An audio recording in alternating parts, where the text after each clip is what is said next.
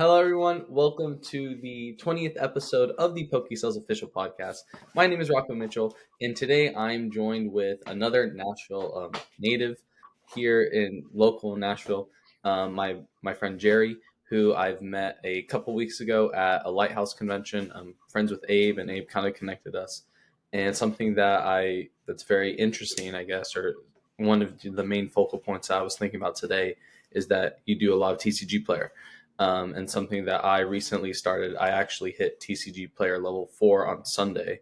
It took Okay. me about a month to hit it, but so yeah, I hit it in a month. So it's just kind of a more TCG player type talk, or we'll just get into all things Pokemon. So if you can just start by introducing yourself, Jerry. Well, name's Jerry. A lot of people know me by L's too. I've been doing Pokemon, I would say, since 2013. I sell Pokemon full time. That is my full time job. I get asked that a lot. And I love pretty much Pokemon. I've talk, breathe, and live Pokemon. So it's a really weird place that most people don't understand, but it's a very open and friendly community. Yeah, no, it's awesome, and that's something that is, I mean, it's awesome that you've been able to do a full time thing, especially, yeah, the community is great. It's amazing. That's super cool, and for me, like, that's what I want to do is like just do it full time. Because it's I mean, you can make a bunch of money in it, and that's really cool. But you said so 2013, so that's when you kind of started selling, or is that like when you got into it? So like, how was kind of your like introduction? Well, I would say I started somewhat selling in 2013. It wasn't too much. I would say I really started kickoffs like selling, say 2016, 17 ish. I was living out in Colorado. It was a antique mall. Um, that you can rent a display case. And at this time, uh, I was newer to selling, so I threw some Pokemon, product that I got in there, and I was like, I tested out. I threw some mystery bags and stuff in there, Mhm. and it was selling, and it was selling fast. So I was like, Mhm. okay, maybe I can make a little bit of, side money out of it. So I kept on throwing products in there, and I kept on throwing mystery bags in there, and every week it was selling. The workers was calling me. I was like, "Hey, your case is empty again." I was like, "I just reloaded it, 2 days ago. I restocked it." So it was a really, I would say for me, it was a really fast process. I didn't have much to go off of because a lot of people wasn't selling. At that time, it was fewer people than nowadays. A lot of people are selling the stuff now. So Yeah. I learned from doing that. Um, Yes. when you started TCG player, and it taught you a lot about playables. Yes, TCG Player taught me a lot about playables because a lot of people, especially like vendors that goes to shows, they skip over a lot of the playable cards that most vendors would never touch. So with me traveling around the U.S. doing shows, I have people that come to me with these playable cards that sell for anywhere $5, $10, $15 that most vendors pass on because they don't even know.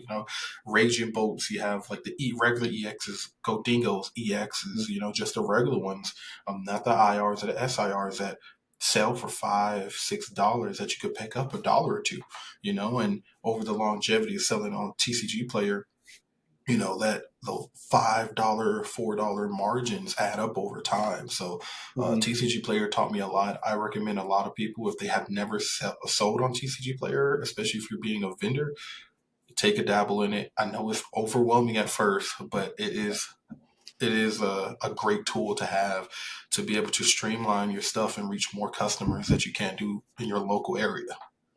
Yeah, I know. TCG player is awesome, and it's so because I started as a competitive player, my brother and I. So we'd spend stuff. We'd go on TCG player. That was like the main marketplace that we knew of, right? And then when I started selling, I guess I kind of just like glazed over it, I guess, and like didn't really like think much about it. But then I was doing eBay, right? And then I started doing shows, and Abe told me, he's like, Rocco, you got to get on TCG Player. I was like, are you sure? He's like, yeah, no, I'm telling you, get on TCG Player, get off eBay, and do TCG Player. Yeah, I was like, okay. And then I come from eBay, which is like 20% fees, 17% fees, whatever, and TCG Player is like 2% fees. I'm yep. like, oh my goodness, this is great. Um, and it's no, it's true, and it's just stuff that people pick up on. And like for another, like a story that I had off it like 2 weeks ago when we did the Win Trade Day, I was able to buy out this collection for like it's 60%, and it's like just put that all on TCG Player, easy flips. And I don't know how you feel about this because I know like a lot of vendors and stuff and sellers when like a new set drops. So for example, 2 weeks ago, it was Journey Together's release day. Mhm. Um, and a lot of people usually don't pick up the brand new stuff. Yeah. Me though, I wanted to test something out, and I was like, this is a pretty good set. People will probably buy it, and I was able to pretty much I picked up whatever like Journey Together stuff that other people were passing. I was picking it up and literally flipping it the same like within like 30 minutes.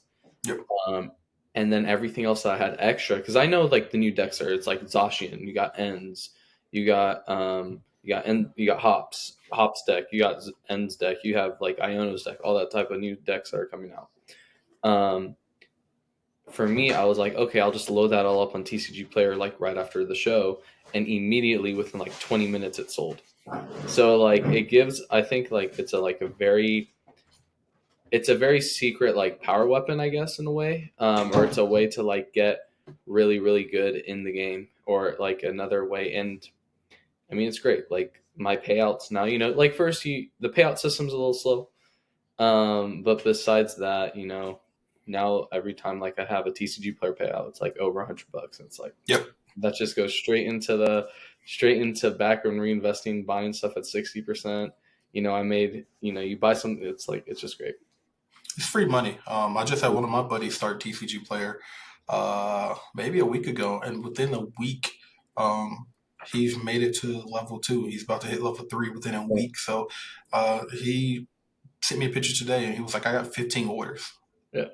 So I think a lot of people sleep on TCG Player because the typical, I don't say Pokemon seller, but reseller in general goes to eBay. That's like eBay, Craigslist, offer up stuff like that, and they go straight to there, and that's where it's just natural. I don't say natural, but it's just common. But TCG Player is just a un it's so much potential in TCG Player for especially Pokemon sellers or any other TCG. I mean, you have Digimon, you have other TCGs and One Piece and stuff that playables that people pass on that they need to take advantage of and just learn how to ship properly. Um, the packages and stuff, and you can make money on there. It's free money. That's what I tell my guys. It's free Yeah, money. it's free money. So that's crazy being level 3 in a week. It took me like I just hit level 4 and I've been doing it for like a month. And that was with picking like collections up and stuff like that. So what are like some strategies that you gave him, or some like your tips to get like a lot of sales on TCG? I tell people when you're first starting TCG Player, start off with the higher dollar cards, right?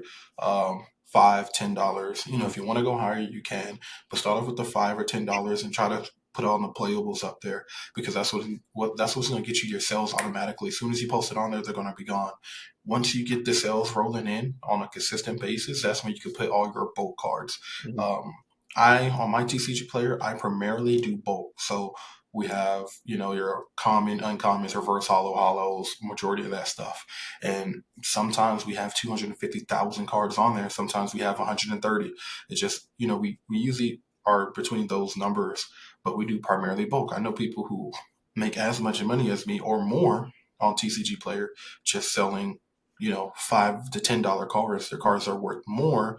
They might not get as many orders that I do, but their orders are way bigger. So I say tell everybody post the $5, $10, more desirable cards at first. And if you want to transition to the more bulk cards, then go for it. You just got to be ready for the work to ship all those orders out because, shipping 200 cards to one person is not easy. No, it's not. It's a hassle. I did that. So kind of what I did, same thing, because you only have 50 listings available, Yeah. right?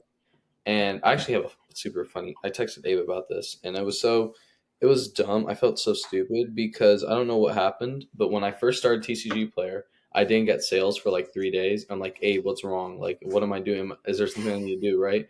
And then he was like, "Make sure your store's live." I'm like, "Wait, my store not live?" And my store wasn't live. So I was thinking the whole time that my listing stuff was like messed up, but it wasn't. My Oh store was man. live.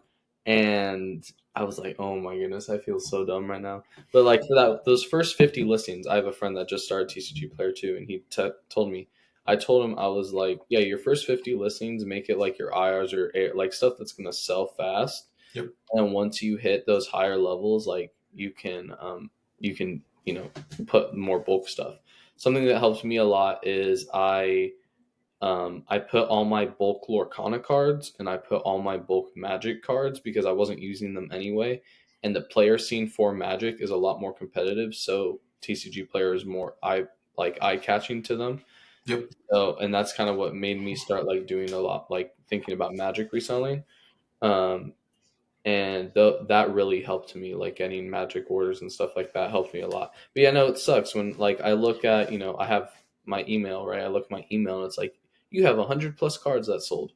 And I'm like, in one order, and it's like, yep, I know what I'm doing for like the next 30 minutes when I get home or whatever. um but it's fun. I enjoy it a lot. um and yeah, so I think it's really cool. And I think what Abe was telling me is you do your TCG player, but you also have a guy that helps you with it, right? Yeah, I have. If Nicole's watching this, I dare Nicole with my heart because man, I have Nicole. She runs pretty much the TCG for me, and she is a monster. I mean, she has a whole room just with bulk cards. I mean, like I said, and we have like anywhere between 130 to 100, 250,000 cards on there, and that's not all the cards that we have. She still has. Um, flat rate boxes full of bulk cards that we don't have listed on there. So it's probably more. And she organizes them by, energy or by typing alphabetical, and we do Pokemon, One Piece, Lorcana, and we do a little bit of Magic. So it's four different, TCGs that she's handling, and she does it all by herself. She loves it. And I am glad that she's on my team because she has been killing it for almost 2 years now. And I always ask her if she needs more help, and she tells me no. So maybe one day, whenever she's ready to, get some more help, I'll get her some more help. But yeah, it got way more overwhelming for me to do it, especially with me traveling. So I had to bring somebody on the team to kind of like conquer that side, and she's surpassed my expectations. Yeah, no, that's awesome. That's super cool.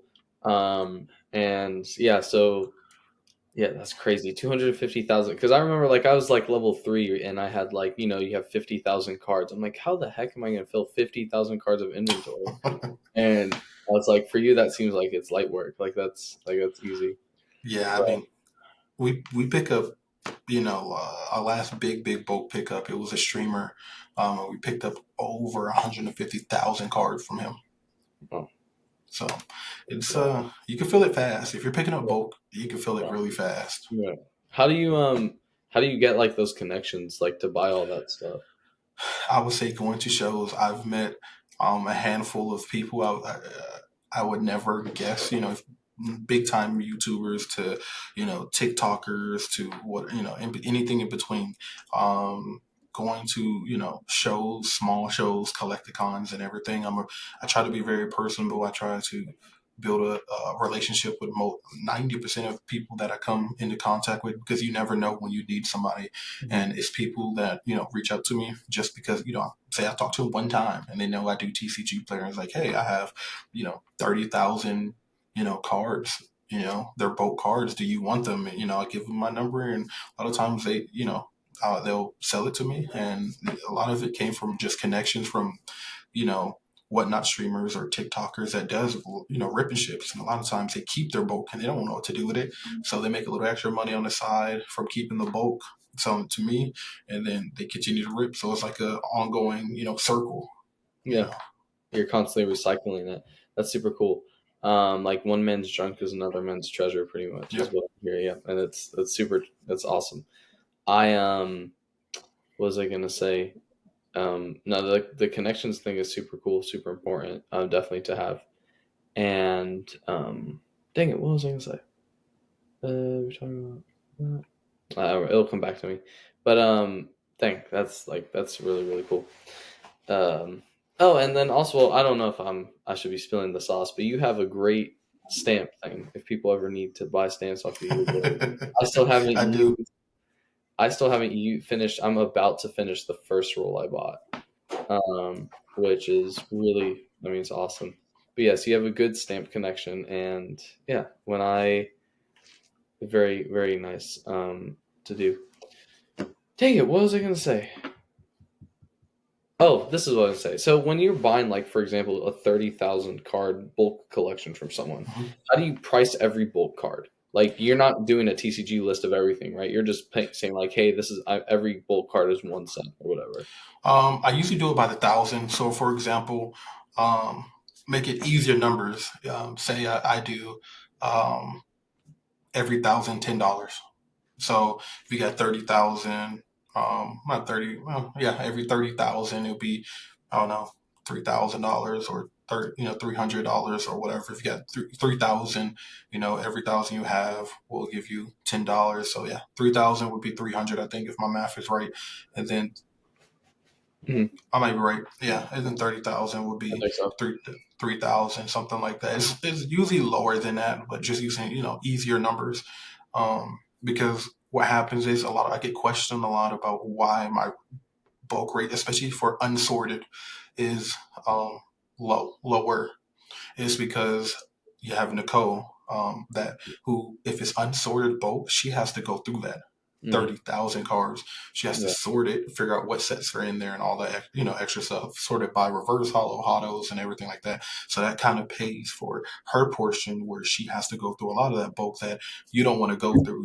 If you take the, 5, 6, maybe a couple days work to sort it all, I will pay you more.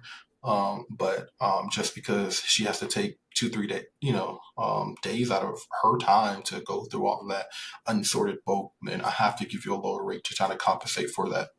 Hmm. No, that's true. And what I'm hearing is very much like a game store. So like next level games, they're my store. Yep. And when I've sold bulk to them, I sold like a Yu-Gi-Oh bulk. I think it's like 1,000 cards. And very similar, like for every 1,000 cards, we'll pay you $9 was their Yep. whatever the rate was.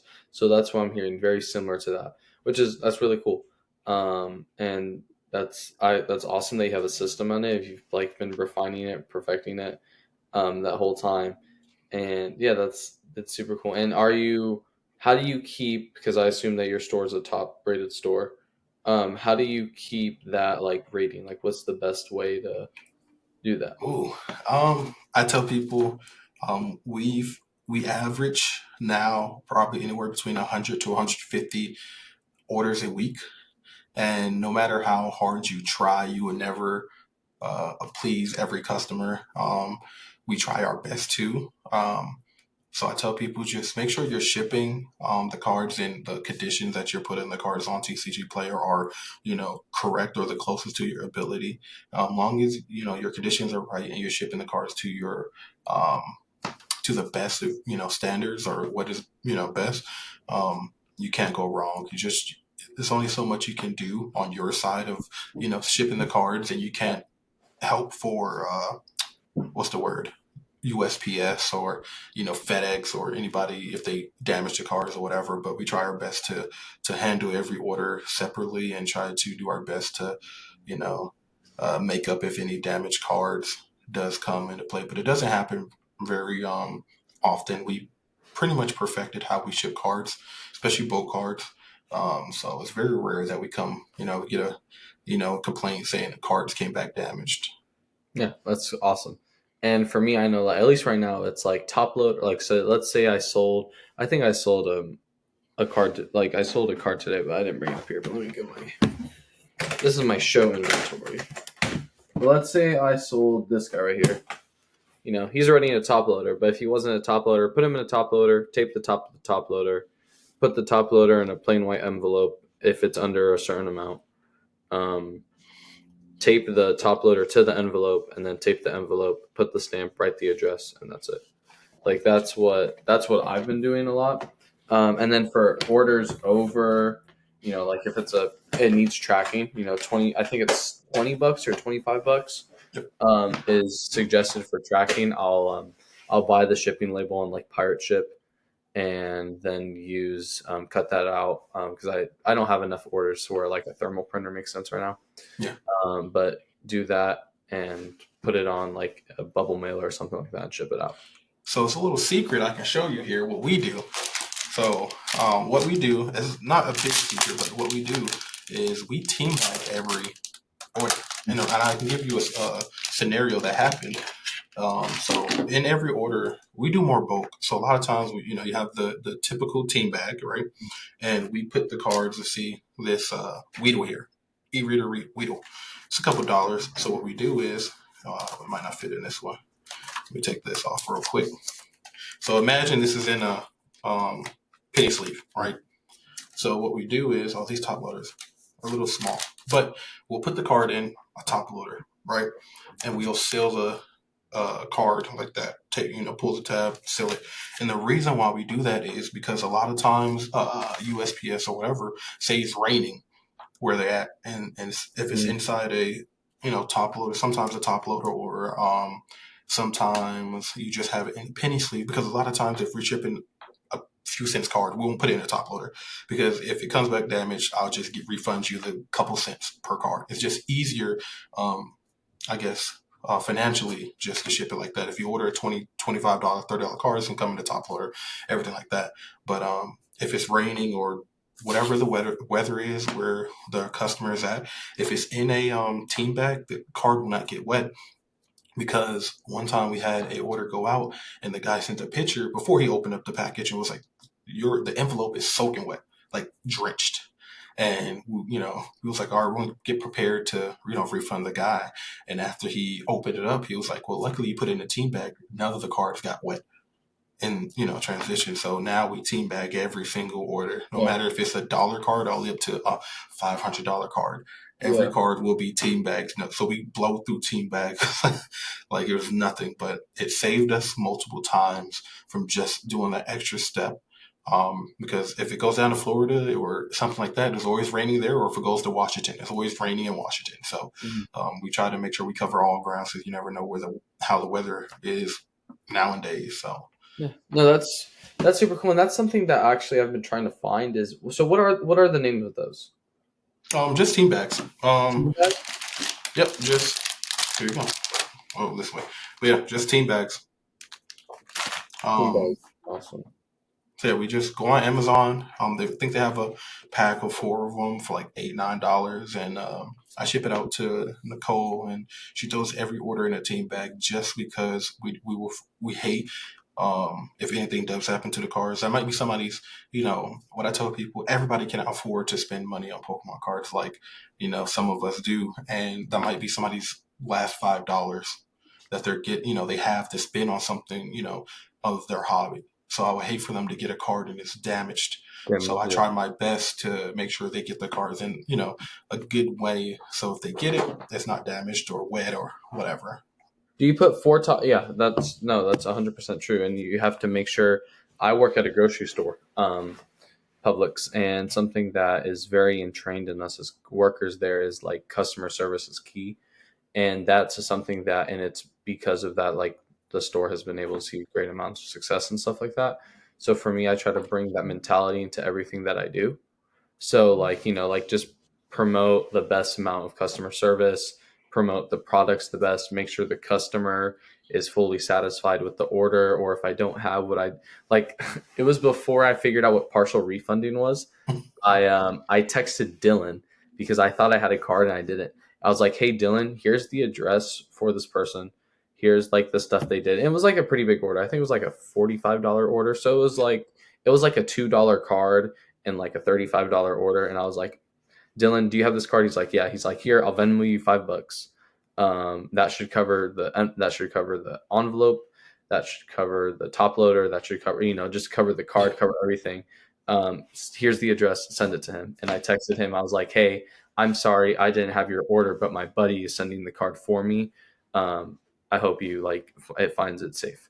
So that's something that I kind of did before. Now I know partial refunding, so I will partial buyers now. But that is something that a strategy that I used, or something that just to make sure that customer service is um, the priority when I'm in a store or when I'm doing something like that. But yeah. So wait, is it these? Do these work? Yeah, Okay, cool. I don't know because I don't know if it's like it will be top loader good. you should be Hard. able to slide. Even in this one, you should be able to slide. For example, um, though the ones you have there is usually what we use, but like for this, you just slide it in like a top loader, Mhm. just like that, and it should be good. You can slide probably, I don't know, 3 or 4 top loaders in. This has 4 in it right now, and you should be good to go. That's 4 top Nice. loaders. Wait, do these work? Oh,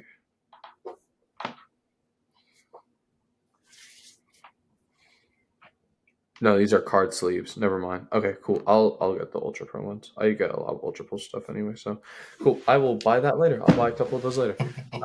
With TCG because that's something that I've been wanting to find a lot because I've been reusing stuff and something crazy I saw. I got in an order because I'm a customer that shops at TCG Player, but I'm also like buying stuff to make sure to see how the competitions like packaging stuff, like just Yeah, to like really understand how people are doing it. And someone took like the 3 ring like kid binders. yeah. Someone took it's like 9 of them. They cut them and they use that as one of their things. I was like, oh my goodness, that's actually so genius. And I started, I did it for a recent order, and it was really cool. If it's a more expensive order, like I put cardboard around it or something like that, Mhm. and I would tape it around. And that's something that I figured out, and I think I was like, wow, that's really really cool. Anyway, um, I know we've been talking a lot about TCG Player, and we have other things to talk about because you also do a lot of traveling conventions. So we I can start do. talking about those. So obviously, you said you've been doing this selling since like 2016, or starting. Yeah, I think 2016 is what you said. I know you go all around the country. Yep. You've gone to, I know you go to collecticons. You've probably gone to front rows. You've probably gone to flips. I'm sure you've done everything. Out of all those, what has been some of the favorite events that you've gone to? Oh man, I would say number one was Hawaii. I tell people all the time. I can officially say, I mean, I flew some some distance for Pokemon, and I would say Hawaii was the farthest I've flown. Second would probably be Texas. Always treats me right. Nice. The Houston area always treats me right every time I go out there. Um, and I would say Florida is probably like my next like shows out there. It's really good customers out there in Florida. But Hawaii takes the cake. I was able to go out there for like a 2 day show, and after the show, go sit on the beach and everything like that, just for Pokemon. So I tell people, yeah, you can go anywhere with Pokemon. Yeah, no, Everywhere you go. I've been offered to do shows in. It's a big show in I think it's Indonesia. I don't have my passport sadly, but I need to get it. But I'm thinking about like going out there or Japan or stuff like that. But uh, yeah, Hawaii takes the cake for my best that's shows or favorite cool. shows. Awesome. Was it Hawaii PopCon? Yep, PopCon. Cool, cool. It was my third one I've been to. So me and the wife and the daughter goes out there pretty much every year. Nice. That's awesome. That's so cool. That's just living the dream selling Pokemon cards. That's sick. That's it's awesome how like you can go pretty much anywhere for it. You can go many places with it, and that's even in the U.S. Like you said, you don't even have a passport. Like I'm sure once you get that, and like you'll be traveling the world and doing all that stuff. Like it's awesome, and it's so crazy how like these little pieces of cardboard, can do a whole bunch of stuff. And something for me recently that I did. You are you out? You're going to Chicago, right? I will not be at Chicago, sadly. We didn't decide to go to. We held off on Chicago this year. When that's gonna be like my break period. I like spreading bigger shows out. Especially with Collecticon, they're doing it pretty much every other weekend. So I like to spread it out, and then in between some of those shows, I go to smaller local shows. It sounds crazy, but you buy better. You buy better at smaller shows. Oh, Like yeah. I went out to South Carolina last weekend, and I picked up this in a trade. You probably saw it on Facebook. But if the reflection is Yeah, bad, it's a Burning Shadows booster box I picked up in a trade in South Carolina. Which Burning Shadows booster boxes, it's not crazy rare, but you don't see them as often. yeah, And I would have never went to that small town. I probably would never found it. So I go to local shows because I find stuff like that you primarily, I won't say you won't find the collecticons, but you have more competition. You mhm, know, when I go to these shows, I'm probably the or top two or three biggest vendors there. Like I could have easily filled 3, 4 tables at this small show. I yeah, had two, but and that's what I tell a lot of people who wants to do it full time is travel, do these big shows, but you have to separate or make time for the small shows because that's where you're going to find your harder to find stuff or your better deals. I had a chance to buy 8 Japanese Neo Destiny packs. I should have bought them, but I have it. I tape shows. You probably saw me with my camera up and everything like that, but um, we did. It was just it was a bad time. And he came like the first 20 minutes of the show. And then he wanted to get like we came down to a price, but it was gonna be like 4 or 5K. And I was like, I don't want to spend 4 or 5K in the first 30 minutes of a show, yeah, you know. So sadly, I had to pass on it because it was so early in the show. But I tell people go to the big shows because everybody wants to go to collecticons. But if you find good local shows, that's where you find the what because I used to do IT, the honeypots. That's where you find the good stuff that most people don't find. yeah. No, that's super. That's awesome. That's super cool, and that's something like for me out of like high school. What I want to do is I want to like do traveling stuff, like do travel shows, and then transition that into a shop. That's what I want to do. But that's really cool what you've done. And what I was going to say is about like, so what I was asking is if you're not doing anything, I think we sold out on tables. I'm sure Abe could do something if you wanted, but you should pull up to the show that we're doing because we're starting our own shows. I don't know if you saw that, Yeah, but on the 13th, right? yeah, Yeah, I think Abe asked me, and I was supposed to do.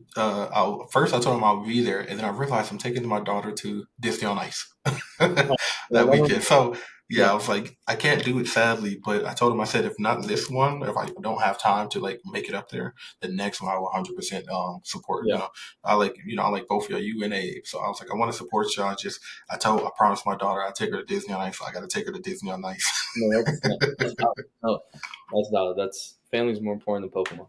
Um, and that's no, but yeah, so we're starting those shows, and I'm really excited for it. It's something that I was able to use, like, because I'm a high school student, right? I was like, Lighthouse, like, my gym is bigger than the Lighthouse gym. I know we rent out the gym to other stuff. Let me ask my principal, and we ended up getting it to work. And it's crazy that we sold out on tables. I think we're at 55 tables right now Nice. for our first show on like a Collecticon weekend too. So for us, we're like and it's like just Pokemon, pretty much like just Pokemon and anime and like that type of stuff.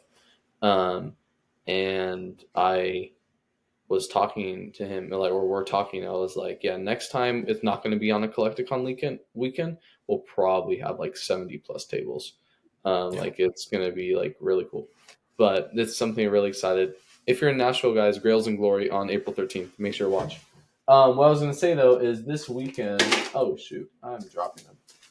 Or not this weekend. Last weekend, I was able to pick up these guys. Oh, nice. You got the Crown Zenith Yeah, secret line. Yeah. yeah. These guys. It was my biggest buy. What I'm like, and it's crazy for me because I was going to talk to this about Pokemon, and you're talking about it full time. And let me find the other stuff right here. Like, for me, it's crazy, and it's because I've started 6 months ago, pretty much, and I've been able to grow all this in 6 months, and I think it's been great. It's been super fun. But something that was like a really shocker when I got those guys is like these are all my PSA slabs. But like right here for me, I'm like, wow, this is like my first car. Like Yeah. right, like if I was able to like liquid, like I was like, wow, I'm literally holding my first car in my hand, which I think is really cool. And I don't know, I don't. have you like what was the kind of like the point?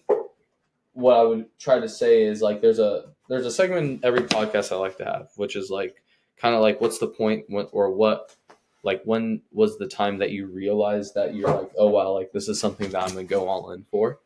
Oh Like man. this is I say like your first Charizard moment, Yeah. which was like, oh wow, like this card, like oh my goodness, I got this, like this means I'm in it for real or whatever. Yeah. What was kind of like that realization moment for you that was like, oh, I can make this a real thing. Um. Oh, I got so many good moments. I would say, um, I hate bringing up money, but um, so I did like my first big collecticon, right? Because I was doing more local shows. I did my first big collecticon, and I'm sitting there, and I'm like, I had one table, and this is I tell people you don't need five, you don't need 10 tables. I had one table. I went there with like maybe $3,000 worth of product in total, right? And I'm selling, I'm willing, I'm dealing, I'm buying all this stuff, I'm selling it, flipping it, all that at Collecticon, and finished the Collecticon, and me and my wife goes back and to the hotel, and I'm counting the cash, and I'm counting it, and I'm like pulling out the bills, and I'm counting it. And I looked at her, and I was like, I came here with like maybe $1,000. I said at the end of Collecticon, I have $15,000 cash with 3,000, starting off with $3,000 worth of stuff. So I was explaining to her, I was like, that means, right? I had to flip through my inventory like seven Like, or eight times to make, because I still had inventory left. And I was like, so I had to flip through my inventory 7 or 8 times in one show. And I was like, it could really be something, you know? You just, I've learned a lot, but that was like my first, like, who saw, like, I can really make this work. And, yeah, yeah, I would say that would probably be like my first big, because I made like $500, $1,000, $2,000 here, from doing like small shows, but like hitting that, what I tell people, 5 figures kind of like numbers cash. It's a lot. It's a yeah, lot. yeah. And I know that's wild. I'm hoping to do, Lord willing, I'm hoping to do my first Collecticon in Atlanta, the next Atlanta one, Okay. which should be in September, I Yeah, think. September. I'll be It'll there. be, yeah. Hopefully, I'm trying to get there. I don't know when tables are going off or anything, but or if they already sold. But that is the goal. I'm probably since I'm not like super confident that I'll have enough inventory. But I'm trying to go up there with like Lucky or someone else, like just to like have a good, Lucky. Mhm. Yeah. So go up there with Lucky or someone, just have fun and do well, and really just to experience it. Like that's a goal that I set out this year. Is like I want to vend at a Collecticon, or a bigger show than like Lighthouse or Nationals. And it was, I guess, for me too, was like that first moment after the first Nationals. I was like running my spreadsheet up, and I didn't have I didn't have it all cash because I had like bought a bunch of stuff Yeah. before the show ended, um, to take home. And I was running the spreadsheet, and I was like, Luca, who's my brother, and he's the one that does this with me. I was like, Luca, we just made like, I came in with the weekend. I was like, okay, let's make a grand. I'll be happy. Yeah. And I told him, I was like, Luca, we just made like 2.5 grand in a weekend. He was like, are you serious? I'm like, yeah. And I was like, what? Like, our minds were just like, wait, so we just made like, to put into perspective, we were like, wow, we just made like what our teachers make in 1 month, like the people that are kind of hating on us at school, like we just were able to do that in a weekend. A weekend. Yeah, and we were like, what? And then it even got more real 2 weekends ago, where I was doing the spreadsheets, and I think I made like, out of everything that I tracked, and I didn't track like everything. I tracked a Hmm. majority of stuff, but I didn't track everything. I was We made like I think 2.2 or 2.3K in like the 12 hours that was 2 Saturdays ago. And I was like, Luca, what, like, how are we doing? Like, this is like, our minds were just like, whoosh, I mean, like, I tell people when you think about Pokemon and selling, right? If you're making 2K, right? Say you book out your weekend for a month, you make 2K minimum for four weekends in a row. You're sitting at 8K. Yeah. That is almost a month. You're sitting at almost like you're looking at close to before. This is before taxes, right? Before taxes, you're sitting close to like six figures, a Yeah. six figure job. Yeah. 90. If when you make like 90,000, you bring home after taxes like 3K. Like a week. Yeah. So if you make 6K, you're making equivalent to a $90,000 job. Yeah. So it's a good thing, man. I'm happy for you. Yeah. you know, Doing it for 6 months. Making 2K. It took me a long time to start making $1,000 or $2,000. A Well, show. yeah. The thing that helped me was obviously like people like you or Abe or um, Jackson or Dylan or Lucky, like all those people helping me out and doing this stuff. And thank you for that. And not like in any regard, like I don't want to like I'm not trying to like brag or flex or anything, but it's just like it's very humbling because like when like another example to the national, like I was like, okay, maybe I'll have like half the table and I'll have one case. Like maybe that case will be like half full. Like that was like the expectation that I was setting for Yep. myself. And I had like two cases um and like a full table. And we were just like doing like same thing like Willing and Dylan and like doing everything. And it was just like really like humbling to be like, wow, like I can act like this is actually like something that is really cool, and it's super cool. Like like who want like for there's definitely like some people, and I'm a very like entrepreneurial person, so I like doing business, so I like working hard. But there's something about seeing like this guy, who I love Venusaur. Like there's something of just being able to be like, wow, like I own this card, like this is really cool. I would rather have this than you know whatever like a couple hours of work, like I Yep. just have it in there, if that makes sense. No, I But agree. it's and something for me too that like I started at zero, but then I immediately once I started seeing things rolling, I immediately like went all in on it and like took out a lot of stuff because my mind was like, oh, I can just liquidate all of this for cash if I really need to. I'll just hit up Jackson. Hey Jackson, can you buy everything for 90%? And he'll be like, yeah, sure, I'll do it, whatever you need. Like, like something like really easy or 80%, whatever he does it. But there's always like a quick route to making cash if you need it in this game, which I think is really cool. But yeah, I don't know. I don't know if you have anything to say on that. I kind of went on a little tangent on No, that. you're good. I mean, I'm the same way. For example, right? This is a slab here that it's gonna take a lot to get rid of me to sell it, but I do have it for sale. Picked this up last weekend. The light here is kind of bright, but it's a Mm, CD promo Blastoise. yeah, that's Um, awesome. and I was talking to my wife about it, and I was like, this is, for example, right? Say where I'm from originally in Georgia, Hmm. minimum wage is $7.25. All right. If you take this is a $500, $550 slot. If It's a you take beautiful card. this, thank you, and you equate this to somebody's say making minimum wage, right?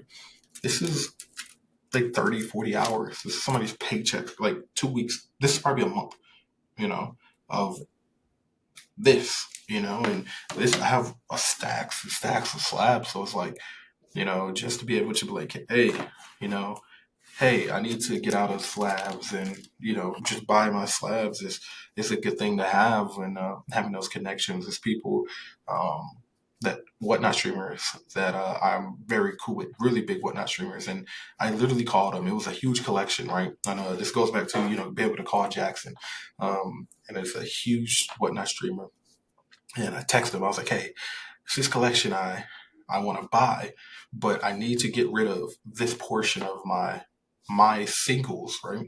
Because I'm a big singles person. I was like, I need to get rid of this portion of my singles because I need to make room for this huge collection. Uh, I'm gonna buy this collection was like a after taking a percentage, it was like 10K. Okay. So hit him up. He was like, all right, just tell me what market is and what percent you want. So I was like, hey, could you do 85%? And market was a couple $1,000. And he was like, all right. I texted him the market. Next thing I know, I got a Zelle, and just having those people you can call. I always tell my guys, because it's a couple guys um, that I won't say taught, but I guess taught or assisted with selling Pokemon full time. It's at least 3 or 4 people that came to me and was like, hey, I want to start learning how to sell Pokemon full time, and now they sell it full time, and I help them do that. That I tell them, the name of the game is having those connections where you can dump those Okay. stuff. Like if you ever need that, what I call it, that life alert. Hey, I need this, such and such came up. I need to get rid of stuff. You need to have those people you could call and be like, all right, Yeah. do you want this, or can you work with me on percentage because I have this going on? And it's good that you have those people like Jackson, Mhm. or Lucky, or maybe Abe, that can Mhm. assist you with that, because it sometimes I've been there. I'm like, hey, I gotta dump this. I need Yeah. this out my hand now. Yeah. And I have a couple people I know I can call that can assist me with getting rid of some stuff. Yeah, no, that's super cool. That's awesome. And for me is very speaking about that Venusaur is I another person I can kind of dump is Arvin, which is kind of random, like how like I was able to create a friendship with him. Um, go to pools if that's his. Oh yeah, go to pools. Yep, yep. I know. I definitely know go to pools. Me Yeah. and him done Um, some coin flips. oh really? Yeah, Um, that's yeah. Me and him, like I had him on the podcast. I randomly texted him because I love like his content. I think it's awesome. It's funny. We sat down for like a 2.5 hour pod, nice. um, and it was like really cool. And I don't know what I hope I'm not more annoying to him. I try not to be, but he's someone that I've kind of grown close with, like texting and stuff on Instagram. Yeah. And he's another person like he saw the Venusaur.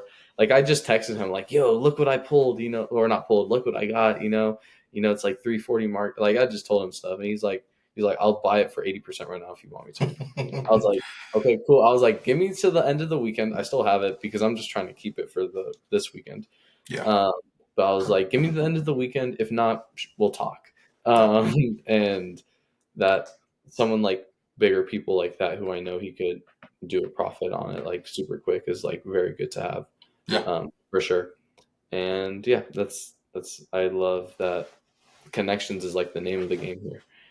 It's just like one of the most powerful things, and that's also something I love like doing like with this is now like we maybe exchange a small conversation at Lighthouse, but now like we've sat down and we've had a conversation. Next time I see you, like hey, I know like what's up, like all that Yep. type of stuff. Um, and it's very cool to like finally meet and like talk to people in the space because something that I want to do too is like make Nashville like a really big Pokemon place or like lift it up, because I feel like people think of Nashville, they don't think of that. And the space here is amazing. Like it's super strong. There's a lot of cool people here. And something for me is like that's a goal that I have is like, hey, make Nashville like when you think of like top Pokemon centers in the Pokemon world, like oh, Nashville's one of them. Which it's a big goal, but I think that with enough people, we have enough people here that make that definitely a reality. Oh yeah, I Uh, agree. and yeah, super cool. Um, obviously, or we'll talk about shows because I had one more question about because obviously you perform at a very high caliber when you're doing shows. What's like your thought process when going in? Because I know you said like you take breaks, like you're not doing it back to back to back weekends. Like what is your like kind of what's your mindset going into shows and like the process? Um, I would say I go into every show with an open mind. I've been to collecticons where I've made awful money. I didn't make nothing. I've been to collecticons where I've made a bajillion dollars. I've been to shows where, um, you know, my singles did not sell, but all my graded cards did, or all Mhm. my graded cards sold, but none of my singles did, or none of my sealed. So I tell people all the time, you have to go in with an open mindset and Yeah. always don't think that every show is gonna be a groundbreaking number. A lot of my guys who I talk to on a daily, I tell them, if today you made $10,000, that's in the past now. You need to Mhm. worry about what's coming up next. If you harp on it, you made $10,000 or 8,000 or 5,000 or whatever. It could be $1 million at this show. Doesn't mean it's going to happen at the next show. So, I try to be motivated. Sometimes I wake up and I really don't want to do the show, but that's the name of the game. I wake up a lot of times, like when I go to Nashville, I wake up 3:30 in the morning. I'm up 3:30 in the morning. I'm getting ready. I'm out the door by 4:30, and I do an hour and a half drive up to Nashville. So I tell people, it's a grind, and then you always have to take a break from Pokemon, because it's overwhelming, and you become what I tell people, consumed. You Mm-hmm. live and breathe Pokemon. Again, you don't. I know it's a little darker in here, but if you see my office, it's Pokemon all around. Even up on the walls, I have like Umbreon pictures. I have slabs all on Yeah. the shelves. It's Pokemon all around me, in my office. But I tell people, you need to separate yourself from Pokemon sometimes, because even sometimes for myself, that's why sadly I cannot go to your show. But I tell people I try to separate myself, because I become overwhelmed. Like, I Yeah. can do a show every weekend for like 3 months, 4 months straight, and I've done it before. And it's just like back, back, back, back, back, and then I'm burnt out. So I try to slide in a weekend where it's no shows. Like, I'm doing the Nashville shows this weekend, but I'm taking Friday. Me and my wife is gonna, walk around a tattoo convention on Friday, and then on Nice. Sunday, I'm taking my daughter to, Disney on Nice. Completely separate from Pokemon, Yeah. because every day I'm dealing Pokemon. I have 3 card shops, 4 card shops actually, local, that I supply with English product, Japanese product, like distro to them. I supply them with singles. I supply them with slabs, because I know they know I deal with Pokemon like on a high volume. So they Mm-hmm. always reach out to me like, "Hey, what slabs do you have? What singles do you have? Such and such and such." So, I try to at least a day or two, do a show. Next week I fly out to Denver. I'll be in Denver, and then I come back on Monday, and then Thursday, Friday, I have to drive to Houston. So I only have 3 or 4 days at home. Yeah. After that, I might take a break. Because it's a lot of traveling and stuff like that. So, don't become overwhelmed with Pokemon. Pokemon will always be Pokemon, especially with today's market. Mm-hmm. You're not missing anything, and just separate yourself sometimes, and just woosah, because once you become overwhelmed, you're always worrying about what's next and I have to get this, I have to pick up that lot. Sometimes I have to just cut my phone off, man. I get 20, 30 texts a day. While we're sitting here on the podcast, I've got at least, I heard my phone vibrate at least 10 or 15 times, so that's always people messaging me, what singles do you have? Or you trying to buy this, it's good to take a break sometimes. Once you start traveling, it's fun. It's in, especially if you have a group of people. It's fun. It's like you're with a group of people that have the same passion you have, and it's like, oh, I gotta go out with the boys, I Yeah. gotta go and go sell stuff. I got to, and then you have a life outside of Pokemon, but Pokemon will always be there. So that's Yeah. what I would say. How I handle a lot of stuff is just separate myself for at least a week. I try my best to separate myself from Pokemon. I still might dabble in it a little bit, answer some messages, but I try to at least a week out of a month or two. I try to just know Pokemon, or go down to the beach, hang out Yeah. with the family. Yeah. That's awesome. And that's definitely like you said, it can consume you. It could be it's a grind. And that's I mean, it's valid. There's a balance in life, right?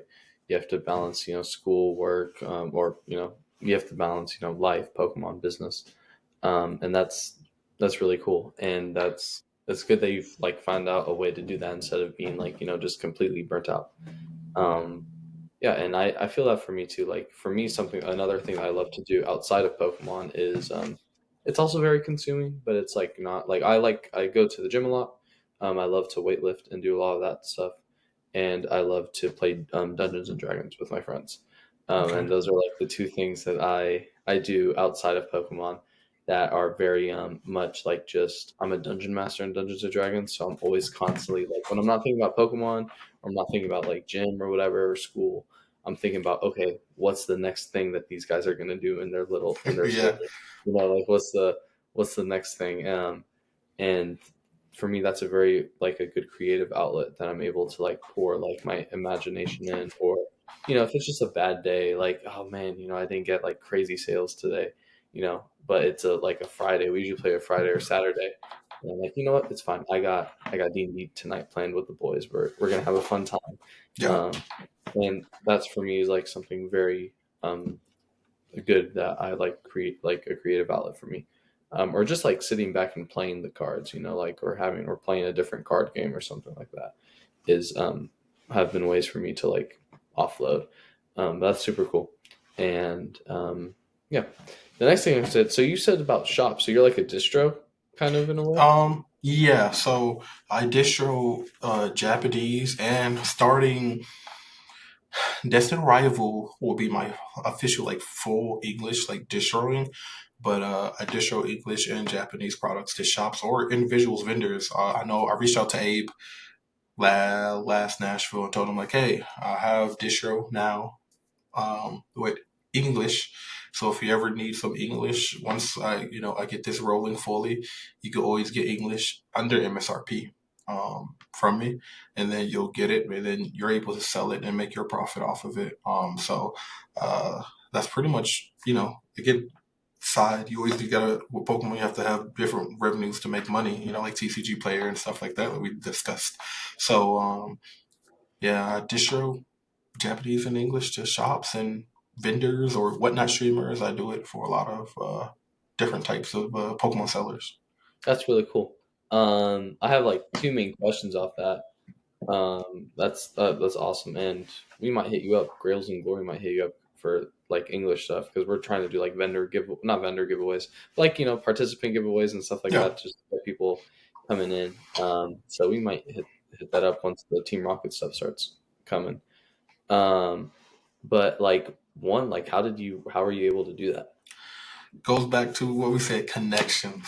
I've connected with some people that reached out to me and said that they're giving me the opportunity to be able to use them to get allocations through um, probably the biggest distributor for Pokemon in the US. So I'm glad that I was able to get that. But I mean, I tell people my whole business, I won't say my whole business, but my business, how I was able to grow it to the size that is at, a lot of it came from just relationships, Mhm. that I gained throughout the years of, trying to be the most honest and upfront person that I possibly can, because a lot of people will once you gain that relationship, a lot of people will I won't say take a bullet for you because that's a lot, but they will try their best to assist you and help you grow just like with them. So um, that's the best way can explain it. Yeah, I just got reached out by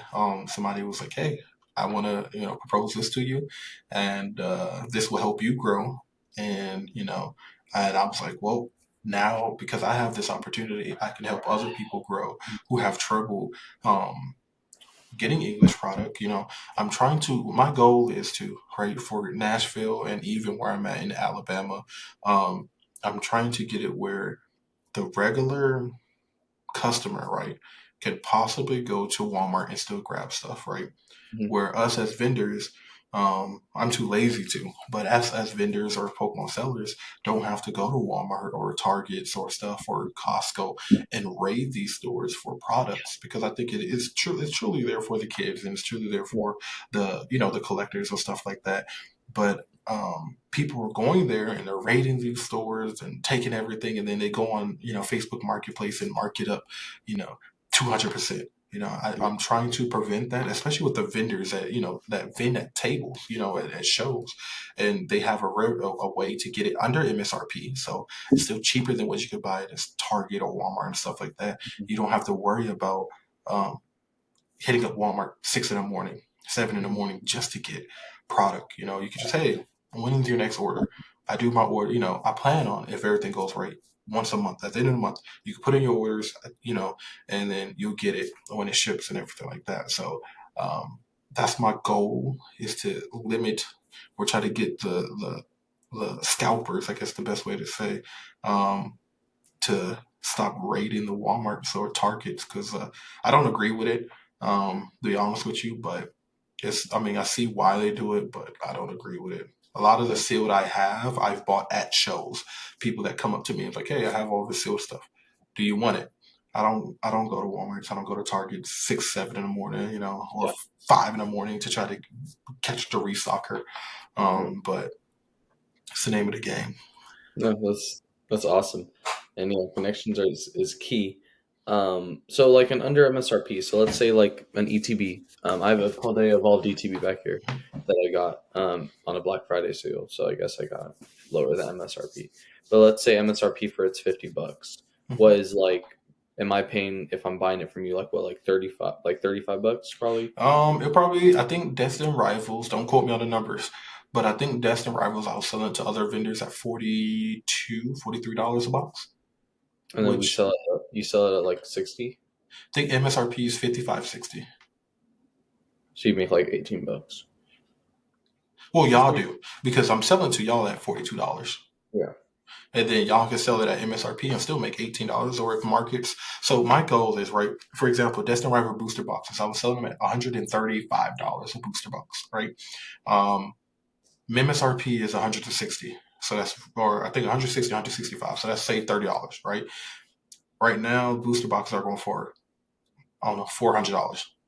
So in reality, you can sell yours for 300, which is under market, and still make $170 on the booster box.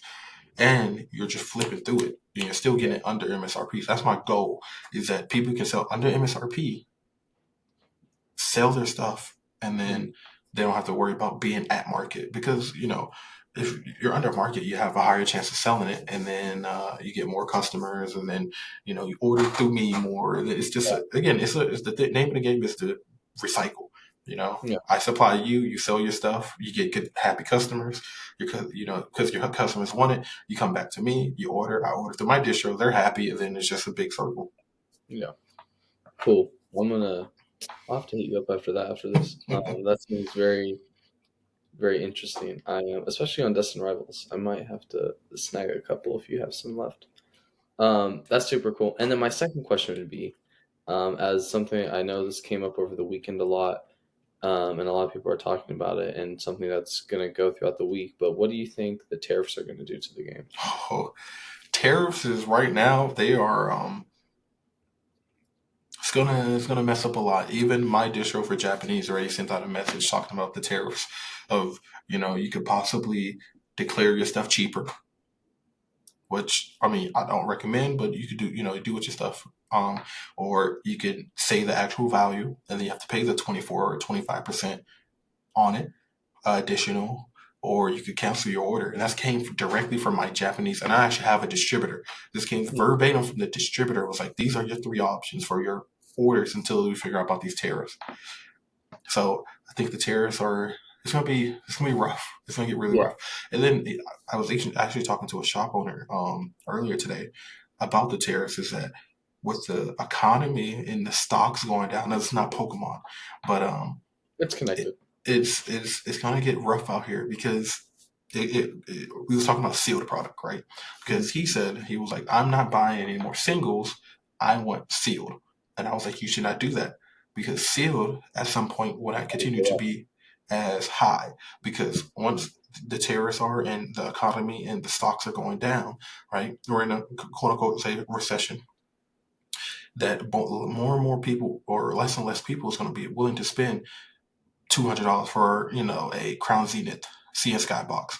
What they're going to do is spend the $100 if they really want it for just a card, and then with the cards dropping, it's the perfect time to buy. But that's another like branch I can go into. But it's Mhm. one of those things that these tariffs are going to cause a lot of issues that a lot of people don't seek like foreshadowing that I feel like is going to happen, and you just have to be able to ride that wave if you're a Pokemon seller.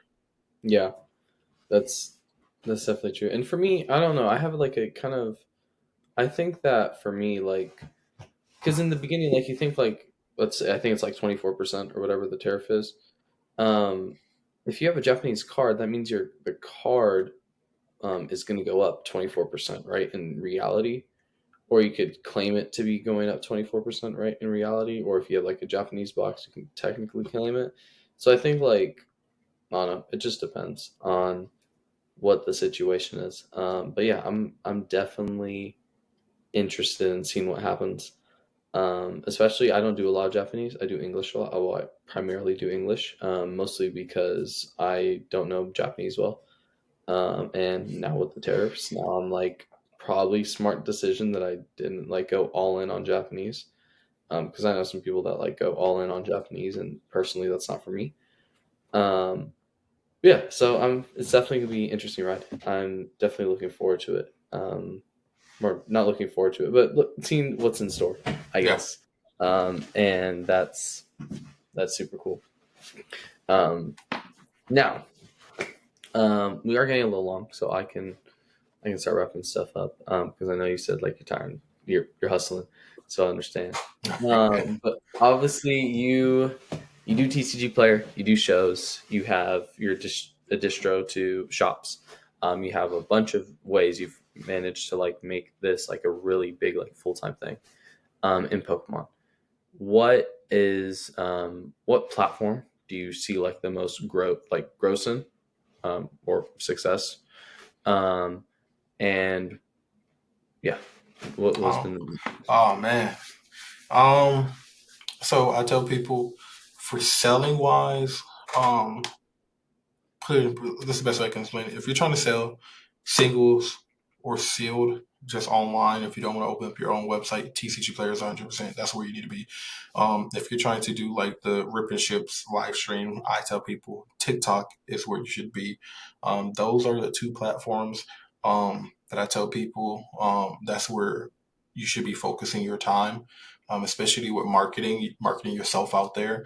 Luckily for me, I just got one of my buddy is a video editor, and he is editing on my videos.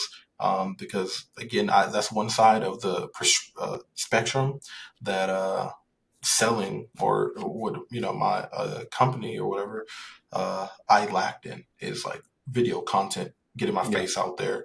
So my goal for this year was to focus on content and just Mhm. content creating because I think a lot of people fail to do that side of it, especially like um, selling.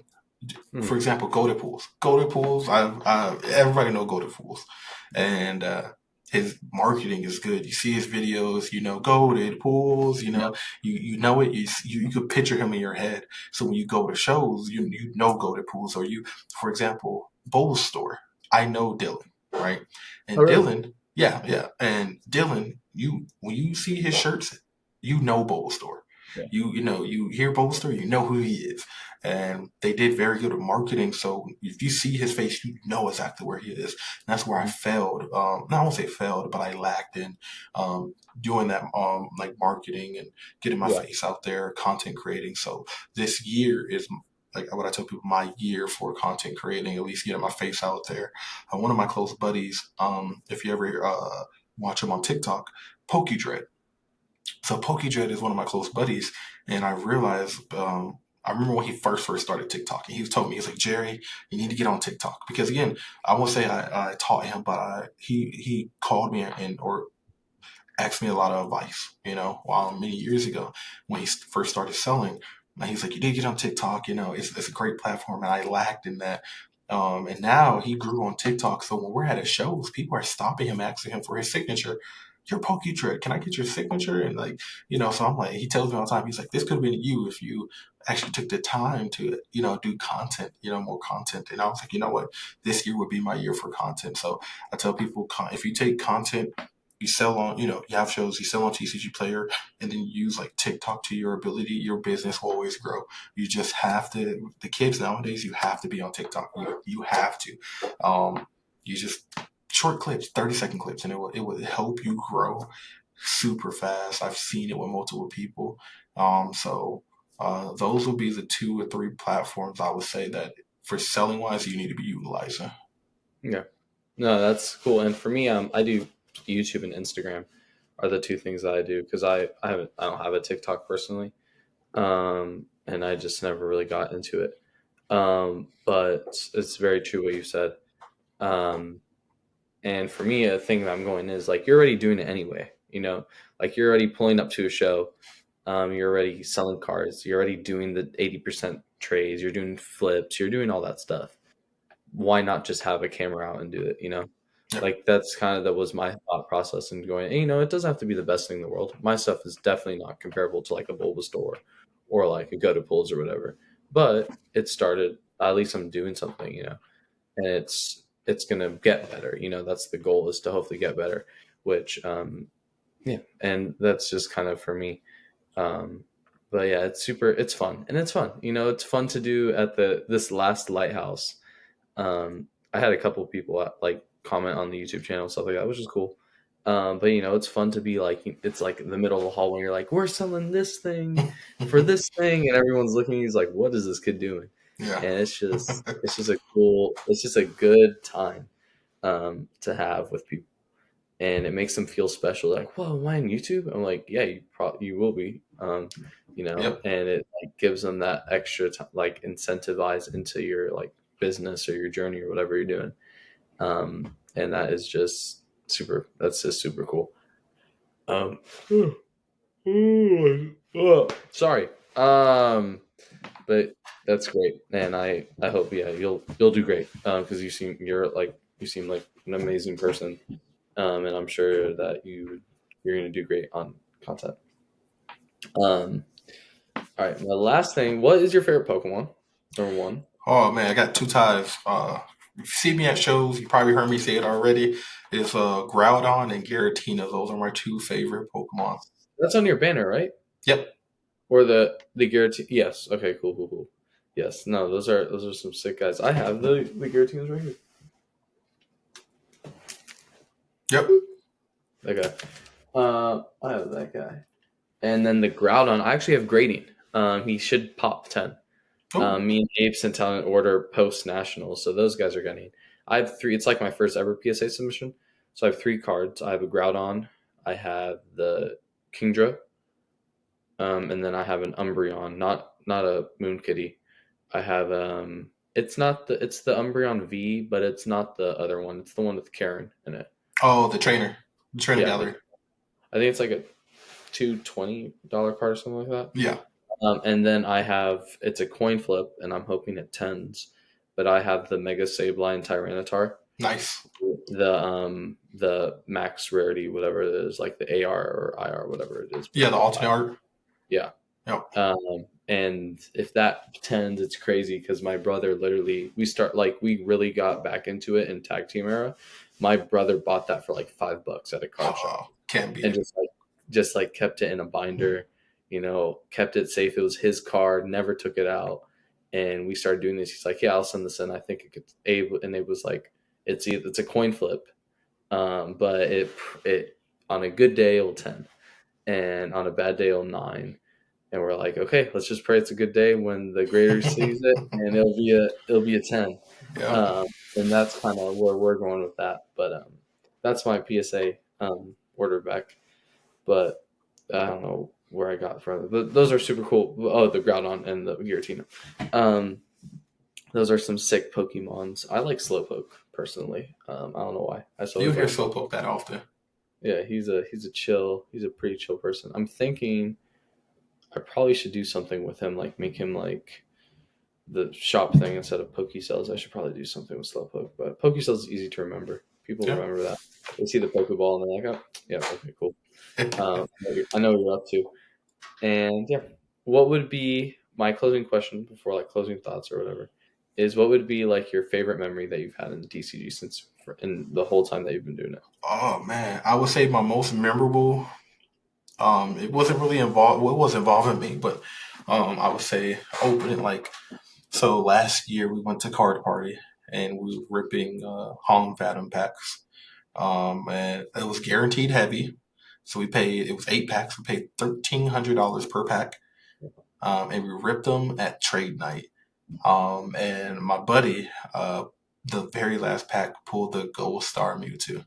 And the whole trade night, I promise you. And we had people behind us, you had Leonhardt, you had PokeRev, you had Golded, you had all these people behind us. ripping like base set packs and stuff like that. And the whole room was like yelling, and we got it on video. It's on Instagram, but the whole trade night was like yelling. I wasn't even the one who pulled it, but it's just one of those memorable things that you do. Loving this hobby that sadly my pack didn't have the Gold Star Mewtwo in it, and I lost $1,300. But just experiencing that excitement from, I mean, it sounds bad, but it was a whole bunch of grown men and women, and Yeah. then yelling at the top of the lungs because we pulled a Gold Star Mewtwo. It's one of those memories that be ingrained in my head uh, for the rest of my life. That's sick. That is awesome. I'm trying to go to card party this year. I really want to go. Always ride down with me. I got tables. You always hang out with us. Bet. I might have to pull you up on that offer. As a vendor, I might actually have to do that. I'll hit you up on that. I would actually love to do that. That is literally perfect. But yeah, that's super cool. I'm really looking forward to it because I know well, I don't like, I have card prisons obviously. I know Rock, if you know Rock Sandy. He's another young collector here. He told me to go to card party. I was like, I'll hit you up on that. I'll have to go. But that's super cool. I Yeah, I'll have to hit you up on that. That's super, and very similar stuff. I don't rip a lot, just because I have horrible luck. But that's super like ripping stuff. That's just there's nothing quite like it in the world. Yeah. And you just get something crazy. It's like, oh my goodness, like just the energy. And that's something that I think will stand the test of time, just with all like trading card um things, hobbies. That's really cool. So, do you have any like closing thoughts before we wrap up, or anything else you want to touch on or say, or we can roll back to, or I forgot, or anything?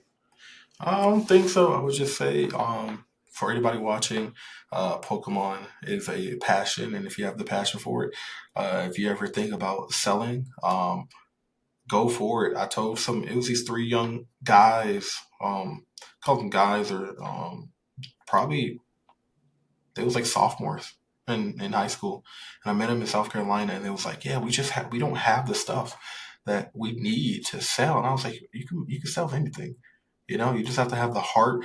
You have to be honest. You have to have the passion for it. As long as you have those three things, you can make anything possible in this world.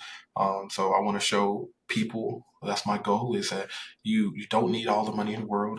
I started off with $20 and started selling Pokemon. So you don't need all the money in the world. You don't need the most expensive cards. You don't need $5,000 slabs to go to collect the coins. As long as you have the passion and and the heart and the honesty, you can make anything in this world possible. And that's what I'm going to show the world, that it's possible. So Yeah, that's the only thing I have to say.